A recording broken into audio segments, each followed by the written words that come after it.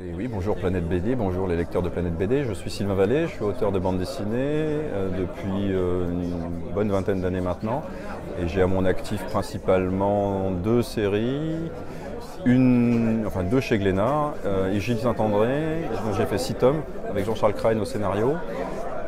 Et Il était une fois en France avec Fabien Nury, dont j'ai fait également 6 tomes. Voilà. Et avant ça, j'ai réalisé une image que vous avez peut-être vue en librairie ou par ailleurs, qui est une affiche reprenant une scène des Tontons Flingueurs, voilà, qui a été ma première belle carte de visite. Et je remercie Lautner, Audiard et toute la bande assez régulièrement. Rétrospectivement, ça reste une belle aventure. Quelle que soit la suite et l'avenir, c'est une belle aventure. Et c'est une tellement belle aventure qu'en fait, on a eu avec Fabien l'envie de continuer, de remettre le couvert ensemble sur une autre série, en 3 tomes, dont le premier tome paraîtra en mars, qui s'appellera Katanga. Parce qu'il y a eu un 13 Mystery entre les deux, et que ça prend aussi un peu de temps de se mettre à un 13 Mystery. Parce que la vie, c'est pas que la bande dessinée, parce qu'il y a aussi d'autres choses. Voilà.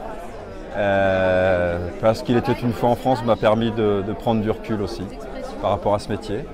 Et trouver l'envie de passer beaucoup de temps sur une série ne se trouve pas obligatoirement sous le sabot d'un cheval, et c'est pas toujours simple. Il faut se régénérer entre chaque chose. Cette série a pesé très lourd dans mon parcours et il a fallu en sortir. Pas toujours évident de faire le deuil entre guillemets d'une série importante comme ça. Et je pense que le 13 Mystery m'y a aidé, mais il faut un petit peu de temps pour prendre du recul par rapport à ce qui a été fait et générer d'autres envies et d'autres possibilités, d'autres énergies pour dessiner et pour se remettre à raconter des histoires. Les aléas de la production cinéma. On a très tôt été sollicité par des producteurs en fait, dès le tome 2, dès le tome 1, dès le tome 2, dès la sortie du tome 1 quasiment. Alors après, c'est les aventures du cinéma, donc ça passe d'un producteur à l'autre parfois, c'est compliqué, long, hypothétique, incertain. Actuellement, il semblerait qu'il y a des intérêts qui reviennent sur l'idée d'adapter ça en film. Ça va reprendre beaucoup de temps. Voilà. Je considère ça comme une cerise sur le gâteau, moi personnellement. Évidemment, ça permet une médiatisation plus importante, ça permet aux yeux du grand public un regard différent, ça redimensionne le regard sur notre travail, mais c'est pas une nécessité en soi. Franchement, voilà. Moi, si ça se fait pas, tant pis. J'ai aucun souci avec cette question-là. Mon rôle est d'éventuellement soutenir, accompagner ce genre de projet, ce que je fais depuis le début et avec Fabien. Mais si ça se fait pas, ce sera pas dramatique. Mon rôle est vraiment de produire des albums, de raconter des histoires avec du dessin et de générer de la mise en scène sur des scénarios qui me passionnent et m'intéressent en fait. C'est une série en 3 tomes sur le Katanga, qui est une région qui a fait sécession au moment de la décolonisation en 1960.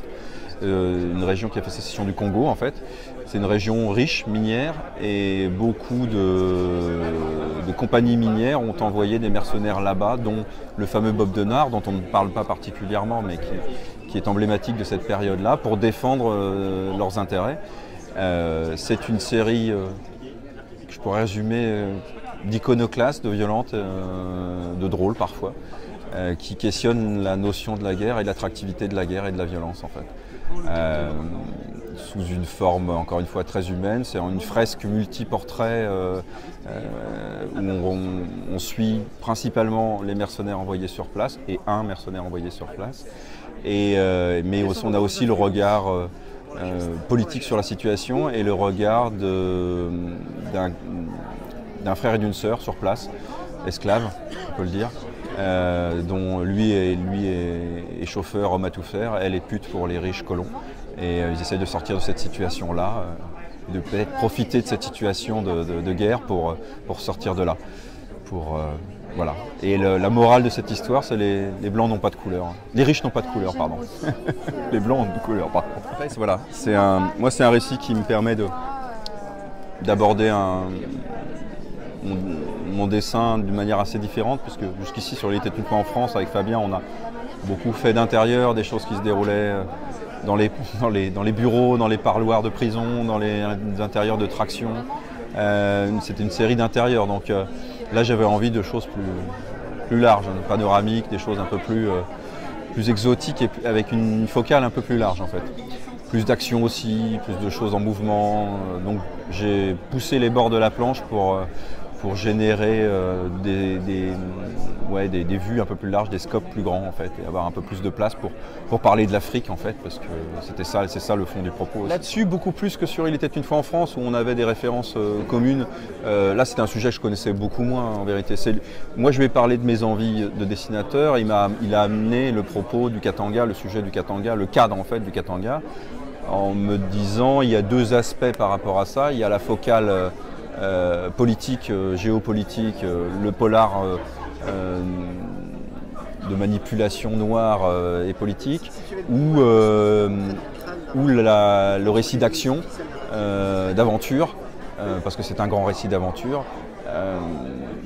Il faudra peut-être faire un choix entre les deux. Et puis en avançant dans le récit, dans l'écriture de ce récit, Fabien a réussi à composer et à lier les deux en fait, ce qui crée l'intérêt de cette série, parce qu'en fait voilà, on a à la fois une vision historique, on a toutes les manipulations politiques, et on a aussi on est proche aussi des personnages qui ont vécu dans l'action, dans la fuite, dans le combat, cette période-là en fait. Un peu tôt pour en parler, mais voilà. Si, j'ai d'autres envies et d'autres choses qui prendront forme petit à petit plus tard. Là, j'ai des envies de comédie qui reviennent très fortement, voilà. De choses plus enlevées, plus légères, plus récréatives aussi peut-être. Je crois que j'avais déjà fait cette réponse-là, mais c'était moi dans 20 ans, mais je crois que là je vais dire plutôt moi il y a 20 ans. Parce que voilà, ce qui m'intéresse, pas spécialement moi, mais c'est l'idée du parcours et de la compréhension de la situation actuelle, de ce que je suis dans cette situation actuelle de la bande dessinée. Et le fait d'être un jeune auteur conscient me séduit terriblement. J'aurais aimé être encore plus conscient de ma profession, de cette profession, il y a 20 ans. Voilà. Et quand je vois la situation actuelle pour beaucoup d'auteurs de bande dessinée, je leur souhaite d'être le plus rapidement conscient de ce qu'est le parcours d'un auteur de bande dessinée. D'où le fait que je pense que l'apprentissage est un truc essentiel dans ce métier, et la transmission aussi. Et ça me paraît primordial.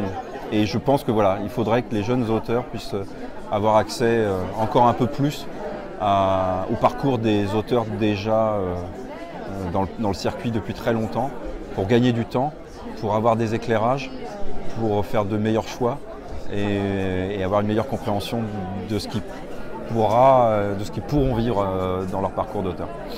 Voilà. Moi, il y a 20 ans, ouais.